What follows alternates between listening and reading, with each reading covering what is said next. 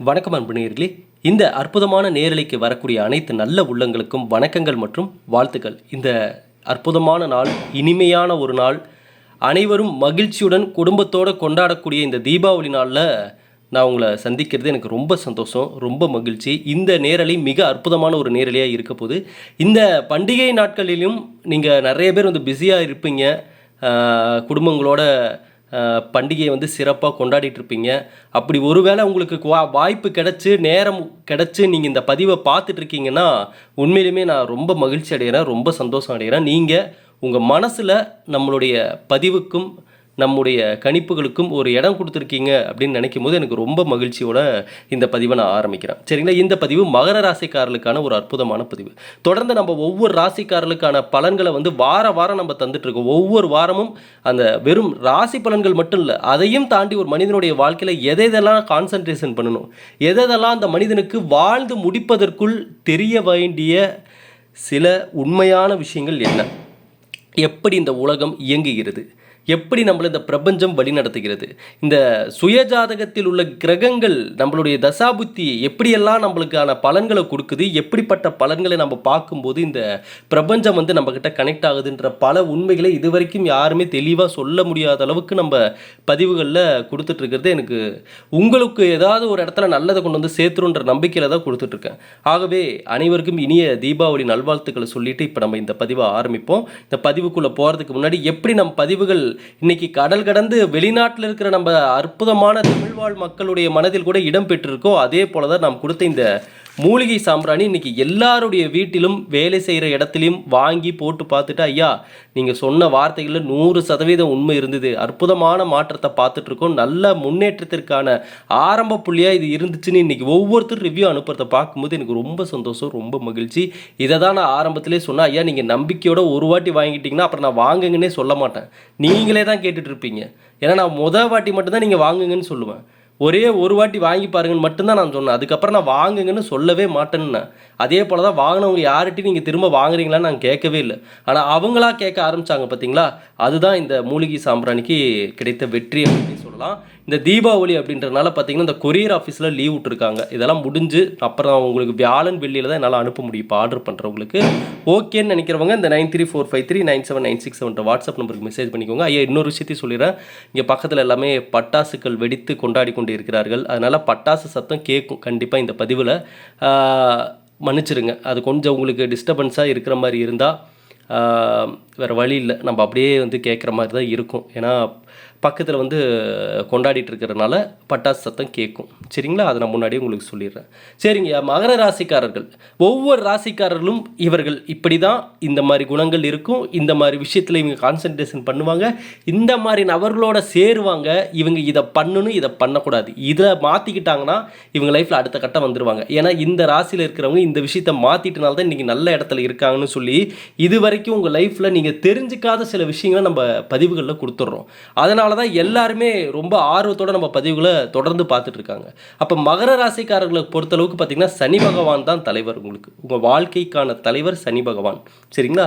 அப்போ நீங்கள் நல்ல நிலைமையில் இருக்கணும் அப்படின்னா, வாழ்க்கையில் கஷ்டத்தை தாண்டி நல்ல ஒரு நிலைமைக்கு வரணும்னு நீங்கள் நினச்சிங்கன்னா, எப்பொழுதுமே நல்லதை பெற வேண்டும் நினச்சிங்கன்னா, உங்களுக்கான அடிப்படையில் ஃபாலோ பண்ண வேண்டிய சில விதிமுறைகளை எப்போவுமே ஃபாலோ பண்ணணும். குறிப்பாக இந்த காலகட்டம் அப்படின்னு சொல்லி எடுத்துட்டோம்னா, 2க்குரிய சனி பகவான் இப்போ வரக்கூடிய நவம்பர் 28 வக்கரம் அடைகிறார். சரிங்களா? 12/3 குரு பகவான் 7ஆம் இடத்தில் உச்சம் பெறுகிறார். உச்சம் பெற்ற குரு பகவானால் பார்த்தீங்கன்னா இடம் விட்டு இடம் மாறுவதற்கான சூழ்நிலைகள் ஏற்படுறதுக்கான வாய்ப்புகள் நிறையவே இருக்குது. வேலையில் இருக்கிறவங்க, வாடகை வீட்டில் இருக்கிறவங்க, அல்லது வெளியூர் வேலைக்கு போகணுன்னு நினைக்கிறவங்க, இவங்களுக்கு எல்லாத்துக்குமே இந்த நவம்பர் மாதத்தில் பார்த்திங்கன்னா, வரக்கூடிய நவம்பர் மாதத்தில் பார்த்திங்கன்னா இந்த இடம்பெயர்தல் அப்படின்றதுக்கான ஒரு ஆரம்பமாக இருக்கும். அதற்கான செயல்பாடுகள்லாம் நடக்கிறதுக்கான வாய்ப்புகள் நிறையவே இருக்குது. சரிங்களா? அதே போல் இந்த ராசிக்காரர்கள் ஏற்கனவே மகர ராசிக்காரர்களை பற்றி நம்ம சில பதிவுகளை சொல்லியிருந்தோம். ஐயா கடந்த சில வருடங்களாக, சில வருடன்றதை விட பல வருடம் அப்படின்னே சொல்லலாம், ஒரு 7-8 வருஷமாகவே பார்த்திங்கன்னா மகர ராசிக்காரங்க அவங்க கடந்த காலத்தில் ஒரு 15 வருஷத்துக்கு முன்னாடி, ஒரு 10 வருஷத்துக்கு முன்னாடி எப்படி இருந்தாங்களோ அப்படி இல்லை உண்மை சொல்லணும்னா. ஏன்னா 7.5 சனியில் மகர ராசிக்காரங்க அதுதான் நான் ஒவ்வொரு பதிலையும் சொல்லிட்டேனே, அவங்க பட்ட கஷ்டம் கொஞ்சம் நஞ்சம் இல்லை. இனிமே இப்போ நீங்கள் போய் மகர ராசிக்காரங்க கிட்ட ஒரு கஷ்டத்தை பற்றி சொன்னீங்கன்னா இதை விட பல மடங்கள்லாம் நான் பார்த்துட்டு வந்துட்டேன்னு சொல்லுவாங்க. அவ்வளோ வாழ்க்கை அனுபவங்களை அந்த சனி பகவான் இந்த கடந்த காலங்களில் கொடுத்துருப்பாரு. அதை பார்த்துருப்பாங்க, அதை கடந்து வந்திருப்பாங்க. சரிங்களா? அப்போ கடந்து வந்த மகர ராசிக்காரர்களுக்கு இன்னுமே அதனுள்ள அந்த காலகட்டத்தில் ஏற்பட்ட தாக்கத்தில் இருந்து இன்னும் வெளிவராமல் இருக்காங்க அப்படின்னே சொல்லலாம். சரிங்களா? இந்த ஒரு அற்புதமான நாளில் உங்களுக்கு இந்த கணிப்புகள் மூலமாக நான் சொல்லக்கூடிய ஒரே ஒரு விஷயம் என்னென்னா, மகர ராசிக்கார நண்பர்களே, வெளுத்ததெல்லாம் பால்னு நினச்சிட்டு இருந்த நீங்கள், எல்லோரும் நம்மளை மாதிரி தான் இருப்பாங்கன்னு நினச்சிட்டு இருந்த நீங்கள், எல்லோருக்குமே நல்லது நடக்கணும்னு நினச்ச நீங்கள், உங்களுக்கான விஷயத்தை விட மற்றவங்களுக்கான விஷயத்தை நீங்கள் அதிகமாக யோசித்த நபர்களாக இருந்திருப்பீங்க நீங்கள். ஆனால் உங்களுக்கு கடந்த சில வருடங்களாக, பல வருடங்களாகவே உங்களை சுற்றி இருந்த பலரின் முகங்கள் என்னன்றதெல்லாம் தெரிஞ்சு தான் இன்றைக்கி நீங்கள் ஓரமாக ஒதுங்கி நின்றுட்டுருக்கீங்க. எப்பா எல்லாத்தையும் பார்த்தாச்சு, எங்கள் குடும்பத்தில் இருக்கிறவங்களுடைய முகங்கள் என்னன்றதும் தெரிஞ்சிருச்சு, சொந்தக்காரங்க எப்படின்றதும் எனக்கு தெரிஞ்சிருச்சு, நண்பர்கள் எப்படிப்பட்டவர்கள்ன்றதும் தெரிஞ்சிருச்சு. இப்போ ஒருத்தன் புதுசாக என்கிட்ட பேச வந்தானா எதை பற்றி பேச போகிறான், அவனுக்கு என்ன தேவை அப்படின்றது கூட எனக்கு தெரியும். அந்த அளவுக்கு வாழ்க்கையில் நீங்கள் மனிதர்களை படித்து விட்டீர்கள். படித்தாச்சு. மகர ராசிக்காரர்கள் மனிதர்களை படித்து விட்டாச்சு. இவர்கள் இப்படி தான், இந்த மாதிரி குணங்களுக்கு இருக்கும், இந்த நேரத்தில் இப்படி மாறுவாங்க அப்படின்ற மாதிரி சில விஷயங்கள் எல்லாமே பார்த்துருப்பாங்க. இதே மகர ராசிக்காரர்களில் தனக்கான நபர்கள் யாராவது இருக்காங்க அப்படின்னா, உண்மையிலுமே கடந்த பல வருடங்களாக பட்ட கஷ்டங்கள் துன்பங்கள் இதிலிருந்து கூடவே இருந்து இவங்களுடைய முன்னேற்றத்திற்காக, இவங்க நல்ல லைஃப் வரணுன்றதுக்காக பாடுபடக்கூடிய ஏதாவது ஒரு உறவுகள் இவங்க பக்கத்தில் இருந்திருந்தா கூட உண்மையிலுமே மகர ராசிக்காரங்க வந்து கொடுத்து வச்சவங்க அப்படின்னு தான் சொல்லணும். சரிங்களா? ஆனால் மேக்சிமம் அப்படி இருக்காங்களான்னு கேட்டால் இந்த ராசிக்காரர்களுக்கு இல்லைன்னு தான் சொல்லணும். ஒருவேளை இருந்தால் நீங்கள் கொடுத்து வைத்த நபர்கள் நல்ல ஒரு எதிர்காலம் உங்களுக்கு இருக்குது. சரி, இல்லாதவங்களுக்கு அப்போ இல்லைங்களான்னு கேட்டால் இருக்குது. மகர ராசிக்காரர்களை பொறுத்தளவுக்கு நண்பன் யார் தெரியுங்களா? நீங்கள் தான். உங்களுக்கு எதிரி யார் தெரியுங்களா? அதுவும் நீங்கள் தான். இரண்டுமே உங்களுக்கு நீங்கள் தான். நீங்கள் நல்லா நோட் பண்ணி பாருங்கள். இது மகர ராசிக்காரர்களுக்கான ஒரு இதுவரைக்கும் யாருமே சொல்லாத ஒரு உண்மை இதுதான். நண்பனும் உங்களுக்கு நீங்கள் தான், எதிரியும் உங்களுக்கு நீங்கள் தான். எப்படிங்க நண்பன் எதிரி? ஆமாம் ஐயா, நீங்கள் தனிமையில் இருக்கும் பொழுது, நீங்கள் தடுமாறி தோல்வி அடைந்த போது, உங்களை விட்டு விலகிய பொழுது, மற்றவர்கள் விலகிய பொழுது, உங்களை தன்னந்தனியாக விட்டுட்டு போன போது நீங்கள் தனிமையில் இருந்தப்ப எல்லா நேரங்களிலும் இதுவரை உங்களுக்கு உறுதுணையாக இருப்பது உங்களுக்கு நீங்களே தான். சரிங்களா? அதே போல் உங்களுக்கு நீங்களே தான் கெட்டவங்க அப்படின்னு நான் சொன்னேன் பார்த்தீங்களா, நான் பகையாளி அப்படின்னு சொன்னேன் பார்த்தீங்களா, அது என்னென்னா கண்மூடித்தனமாக ஒருத்தரை நம்புறது. சரிங்களா? உங்களுக்கே தெரியும் சில நபர்கள் இவங்கக்கிட்டலாம் நம்ம பேசியிருக்கக்கூடாது, பழகியிருக்கக்கூடாது, நம்பி இருக்கக்கூடாது அப்படின்னு பல விஷயத்தை இன்றைக்கி வாழ்க்கையில் பட்டதுக்கப்புறம் தான் யோசிச்சுட்டு இருக்காங்க மகர ராசிக்காரங்க. அப்படிப்பட்டவர்களுக்கு அதான் நான் சொன்னேன், நீங்கள் எல்லாத்தையும் கண்மூடித்தனமாக நம்பினது வந்து சில இடங்களில் உங்களுக்கு ஒரு நல்ல ஒரு இடத்தை அடைவதற்கான ஒரு நேரத்தை இழந்து தடுமாற்றத்திற்கு உங்களுக்கு கொண்டு போயிருக்கும். சரிங்களா? 3ஆம் இடத்தில் சனி பகவான் வக்ரம் பெறுகிறார். குரு 11ஆம் இடத்தை பார்க்கிறார். 11ஆம் இடம் என்பது பாதகாதிபதியான செவ்வாயின் வீடு. செவ்வாயின் ஆட்சி பெற்று அமர்ந்து இருக்கிறார். செவ்வாய் குரு பார்ப்பதால் குருமங்கள யோகம். செவ்வாய் பகவானை குரு பார்த்த பின்னர் உங்கள் ராசியை பார்க்கிறார். ஆரோக்கியத்தில் இருந்து வந்த பிரச்சனைகள் இனி படிப்படியாக நீங்குவதற்கான ஒரு காலமாக இருக்க போது மகர ராசிக்கார நண்பர்களே. சரிங்களா? ஏன்னா பெரும்பாலும் மகர ராசிக்காரங்க அவங்கக்கிட்ட இந்த ராசி பலன்கள் சொன்னாவே அவங்க சில பேர் வந்து பெரும்பாலும் மகர ராசிக்காரங்க அதை விரும்புகிறதே கிடையாது. ஆனால் போங்க, எல்லாம் வந்து அந்த யோகம் இந்த யோகம் அப்படி வரும் இப்படி வரும், போய் யூடியூப்பில் ஃபேஸ்புக்கில் இன்ஸ்டாகிராம்னு பார்த்தா எத்தனை லட்சம் வீடியோ போட்டு வச்சுருக்காங்க. ஆனால் எதை பார்த்துமே எனக்கு அதில் சொன்ன ஒரு நல்லது கூட நடந்த மாதிரியே தெரியலையே அப்படின்னு சொல்கிறவங்க நிறைய பேர் இருப்பாங்க.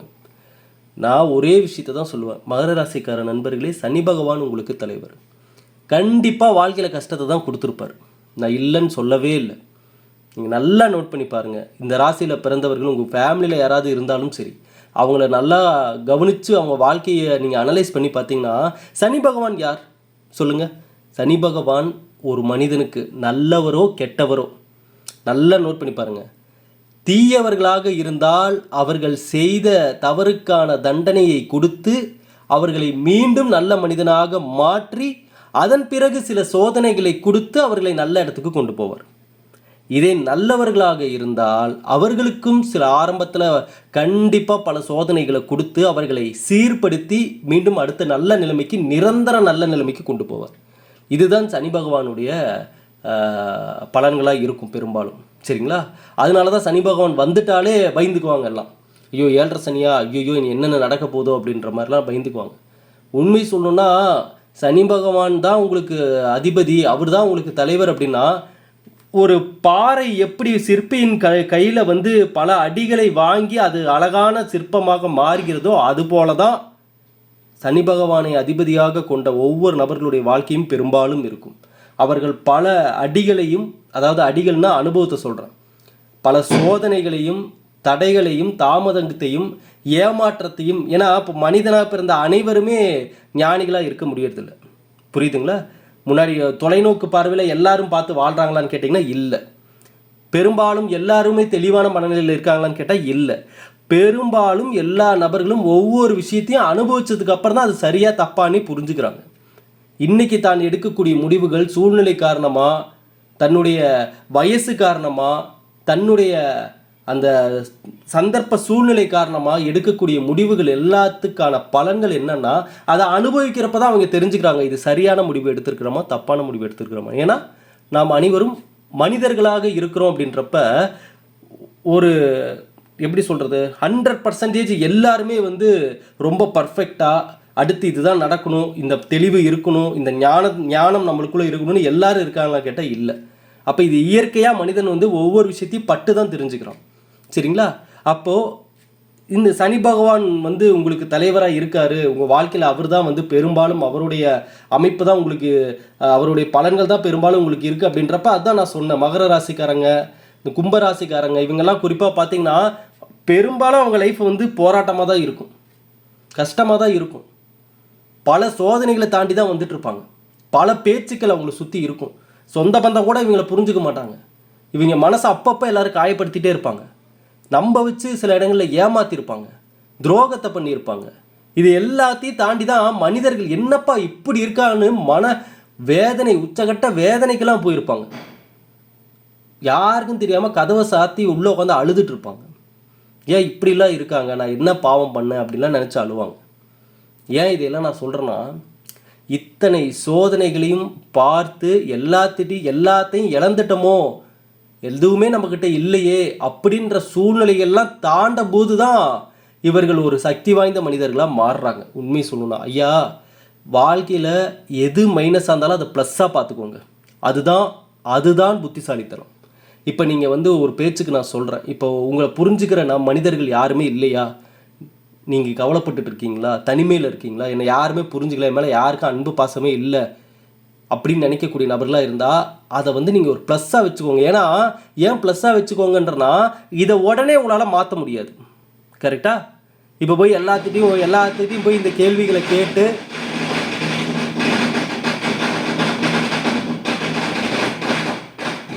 மன்னிச்சிருங்க, பட்டாசு வெடிச்சிட்டு இருக்காங்க பக்கத்தில், அதனால தான்.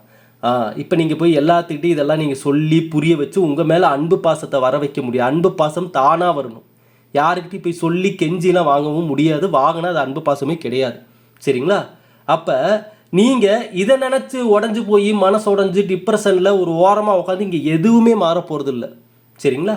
அப்போ அதை ஒரு ஓரமாக வச்சுட்டு அதை ஒரு ப்ளஸ்ஸாக நினச்சிக்கோங்க. சரி, எனக்கு எதுவும் இல்லை, யாருமே இல்லை, இனி எனக்கான அனைவரும் உருவாகணும், இனி எனக்கான எல்லா விஷயத்தையும் நான் உருவாக்கணும்னு சொல்லி முயற்சிகளை எடுத்து அதற்கான தேடலை உங்கள் லைஃப்பில் கொண்டு வர்றது தான் புத்திசாலித்தனம். இதுதான் கண்டிப்பாக தேவை. இதுதான் ஒரு நல்ல மனிதன், ஒரு நல்ல தெளிவோடு இருக்கிற மனிதன் யோசிக்கிற தன்மை இப்படி தான் இருக்கணும். அந்த இடத்துல என்கிட்ட அது இல்லை, இது இல்லை, ஐயோ எனக்கு அவ்வளோதான், ஒன்றும் என்கிட்ட இல்லை, நான் முடிஞ்சிட்டேன் அப்படின்னு உக்காந்திங்கன்னா அது இன்னும் பல மடங்கு அதிகரிக்கும். சரிங்களா? ஏன்னா இந்த ராசிக்காரர்களுடைய ஜாதகங்கள்லாம் பெரும்பாலும் பார்க்குறப்ப மகர ராசிக்காரங்க, இந்த கும்பராசிக்காரங்க இதெல்லாம் பார்க்குறப்ப இந்த கடன் பிரச்சனை, அது இந்த கடந்த காலம் இந்த 7.5 சனி நடந்தப்பெல்லாம் ஏகப்பட்ட ப்ராப்ளம், வாக்குவாதங்கள், சண்டைகள், கணவன் மனைவிக்கிடையே சண்டைகள். மகர ராசிக்காரங்களாம் திருமணமானவங்களாம் பாருங்கள், நிறைய பேருக்கு அந்த சண்டைகள் பிரச்சனைகள் வந்து சில பேர் பிரிஞ்செல்லாம் போயிருப்பாங்க, பிரிவுகள்லாம் பார்த்துட்டு இருப்பாங்க. அப்போ என்ன ஆகுனா, இவங்க ஒரு கட்டத்துக்கு மேலே பார்த்தீங்கன்னா வாழ்க்கையே இவ்வளோதான் போல, அவ்வளோதான் நம்ம லைஃபு அப்படின்னு நினச்சிட்டு இருப்பாங்க. சரிங்களா? என்னைக்கு வந்து நம்ம இல்லைப்பா நம்ம லைஃப்பை முடிஞ்சிருச்சுப்பா, இதுக்கு மேலே ஒன்றும் இல்லைப்பா, எல்லா கஷ்டமும் வந்துருச்சு, இதுலேருந்து மீளவே முடியாது போல், நான் என்ன தான் பண்ணுறதுன்னு எல்லா கதவும் சாத்தியாச்சுன்னு நீங்கள் நினைக்கிறீங்களோ, அப்போ வந்து இந்த பிரபஞ்சமும் இறைவனும் உங்களுக்கு ஒரு கதவை ஓப்பன் பண்ணும். இது உண்மையான விஷயந்தான் இது. நீங்கள் எப்போ ரொம்ப உச்சகட்டத்தில் வாழ்க்கையின் மீது எல்லா நம்பிக்கையும் இழக்கிறீங்களோ, அந்த இடத்துல ஒரு மிகப்பெரிய ஒரு நம்பிக்கையை உங்கள் கண் முன்னாடி கடவுள் கொண்டு வந்து நிறுத்துவார். அது சில நபர்களுடைய வார்த்தைகளாக இருக்கலாம், சில நபர்களுடைய சந்திப்பாக இருக்கலாம், ஏன் நீங்கள் பார்க்குற ஒரு வீடியோவாக கூட இருக்கலாம். சரிங்களா? நான் என்னுடைய பதிவுன்னு நான் சொல்லலை. பெரும்பாலும் நான் சொல்கிறது தான் உண்மை. என்னென்னா, இறைவனுடைய அருள் உங்களுக்கு இருக்குது அப்படின்னா, நீங்கள் எல்லாருக்கும் நல்லது நினைக்கிறீங்க அப்படின்னா, நல்லது நினச்சும் நீங்கள் கஷ்டப்பட்டுட்டு இருக்கீங்க அப்படின்னா, இந்த பிரபஞ்சத்தினுடைய ஈர்ப்பு விதி, அதான் நாளைக்கு நான் நல்லபடியாக மாறிடுவேன், நான் நல்ல எனக்கு எதிர்காலம் இருக்குன்னு அந்த ஆழமான நம்பிக்கையோடு நீங்கள் வாழ்ந்துட்டு இருக்கீங்க அப்படின்னா, நிச்சயமாக சொல்கிறேன், கடவுள் சரியான நேரத்தில் இந்த பிரபஞ்சம் உங்களுக்கான தகவல்களையும், உங்களுக்கான பதிவுகளையும், உங்களுக்கான நபர்களையும், உங்களுக்கான செய்திகளையும் உங்களிடம் கொண்டு வந்து சேர்க்கும். இதுதான் உண்மை. அது சேர்க்கும். அது ஐயா, அதை புரிஞ்சிக்காமல் தெரிஞ்சிக்காமல் அதை கவனிக்காமல் கடந்து போனவங்க தான் நிறைய பேர். அதனால தான் நான் ஒவ்வொரு பதிவிலுமே சொல்கிறேன், ஐயா உங்களை சுற்றி கண்காணிங்க, நிறையா நீங்கள் விஷயத்தை நீங்கள் கவனிக்காமல் போயிடுறீங்க. முன்னாடியே பார்த்தீங்கன்னா கடவுளும் இந்த பிரபஞ்சமும் நமக்கு உணர்த்துவாங்க ஒவ்வொரு விஷயத்தையும். இதுதான் உங்கள் லைஃபு, இதை தான் நீங்கள் ஃபாலோ பண்ணணும், இதை தான் நீங்கள் பண்ணணும்னு பல விஷயங்கள் நமக்கு அறிகுறிகளாக தென்படும். அதை கவனிக்காத நபர்கள் வேறு ஏதாவது ஒரு பாதையில் போய் நேரத்தையும் காலத்தையும் வீணாக்கி டைமை வேஸ்ட் பண்ணி அப்புறம் வந்து தேடி அந்த வழியை கண்டுபிடிச்சிட்டு இருப்பாங்க. ஆனால் புத்திசாலிகள் சரியாக யோசிப்பாங்க. எதற்காக ஒரு விஷயம் நம்ம கண்ணு முன்னாடி தோன்றுகிறது, எதனால் இந்த நபரை நம்ம சந்தித்தோம், இதற்கான காரணம் என்ன, இந்த பிரபஞ்சம் நமக்கு என்ன உணர்த்த வருது.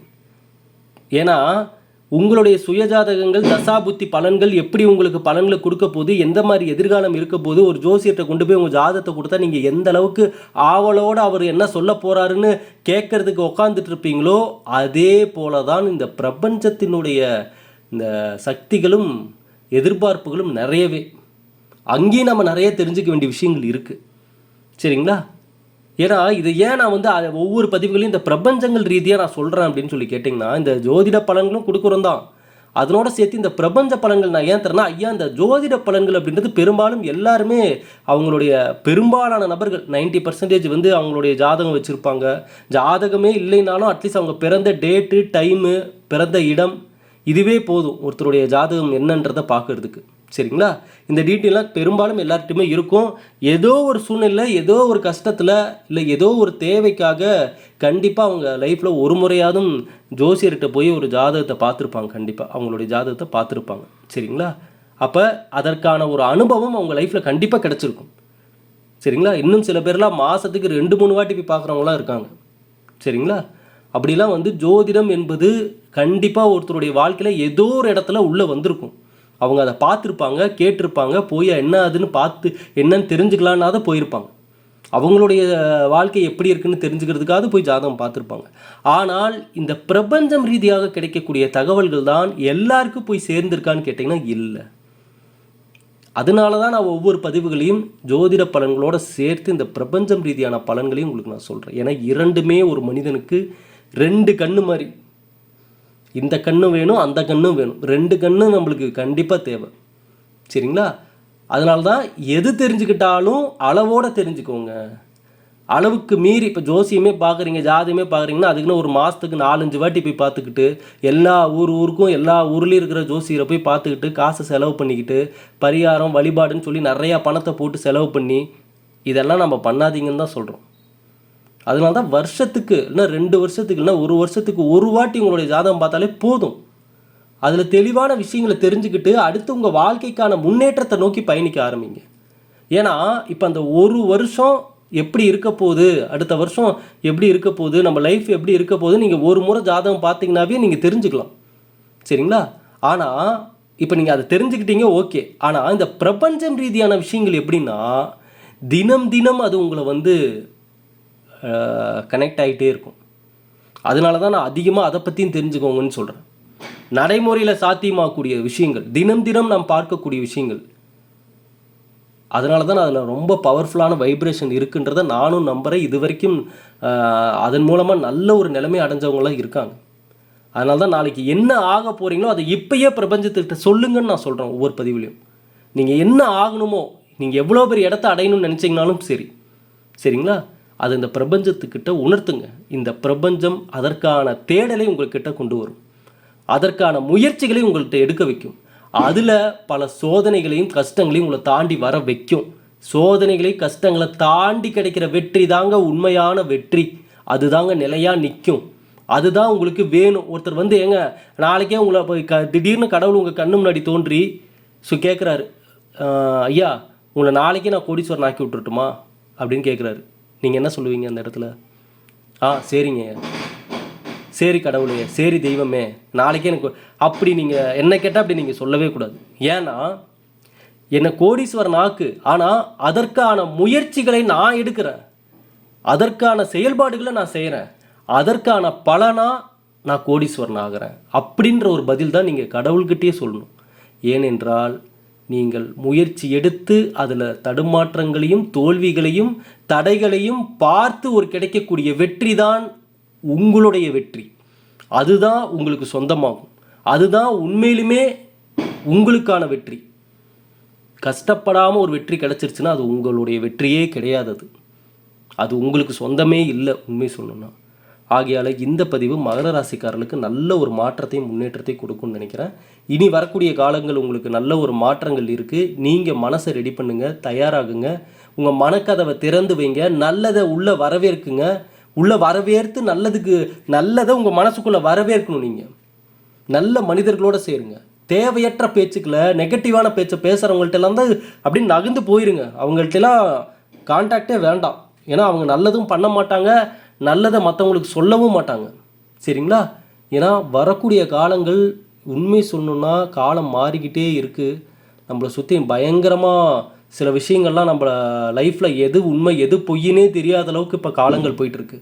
பல இடங்களில் பல கலாச்சார சீரழிவுகள்லாமல் கூட நடந்துட்டு தான் இருக்குது பல இடங்களில். அப்போ இந்த உலகம் மாறிக்கிட்டே தான் இருக்குது.